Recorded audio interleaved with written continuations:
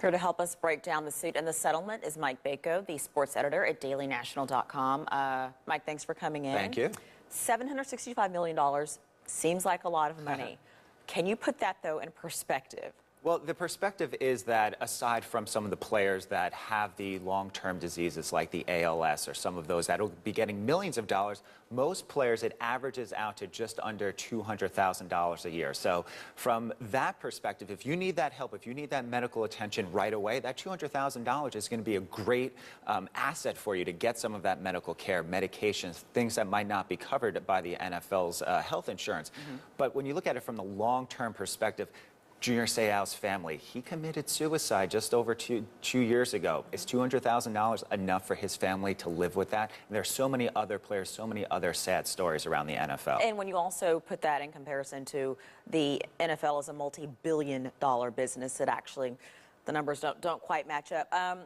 Who really wins here? And let me tell you where I'm going with that.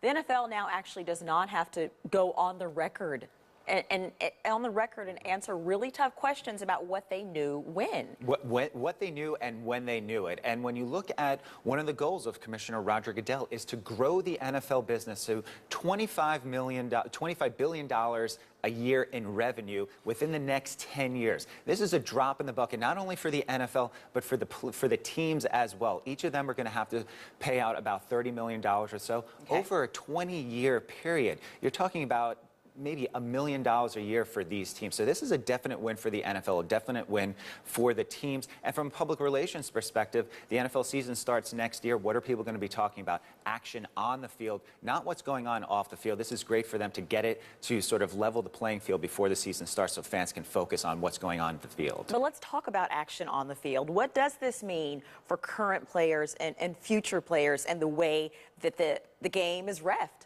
Well, the way that the game is reffed has been changing over the last few years. The way that the game has been played and will continue to be played is very dangerous. Players are getting faster, stronger. Look at what happened during last year's AFC Championship game. Stephen Ridley, the Patriots running back, knocked out cold with a completely clean and legal hit by Bernard Pollard. Those hits are not going to change. The action that is on the field is always going to be violent. Yes, they're taking steps to guard against hits to the head, certainly guarding against rough play for the quarterbacks, but I don't think anything's going to change off the field. There's going to be testing in place that'll help out these players if they want it. They have salaries and they have millions of dollars on the line. A lot of players aren't going to want to go for those tests to take themselves off the field. Wow, and that really is the question.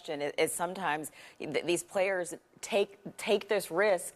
There's so much on the line, but they have such a short time to play, and they want to get the money to take care of their families, so sometimes they take these risks. Absolutely, and it's the locker room culture as well. You don't want to let your teammates down. You know, there's this thought process that players want to be healthy and they want to have longer careers, but the only way that they're going to be perceived as healthy is by not getting concussions, not getting these injuries where they're in the trainer's room.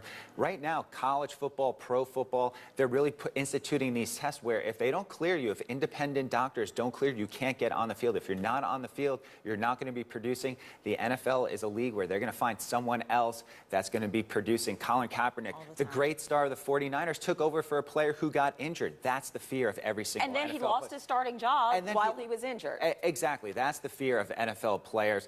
Their long-term health is something they're concerned about, but they're also concerned about playing and making money. Before I let you go, one final question. Does this mean we'll never see another lawsuit from an NFL player, or at least a lawsuit that will stand up in court? Does that mean we'll never see one? I think we've definitely set a precedent, and who knows what's going to happen over the next 10 years or so. Like you mentioned, the NFL did not have to admit any sort of guilt, so we don't really know what sort of evidence was out there. I think for now, these sort of lawsuits are going to be put to bed, put to rest, but with lawyers involved and with long-term injuries, you never really know. And with that much money at stake. Mike Bako, sports editor for the dailynational.com. Thank you so much for joining us this morning. Appreciate it.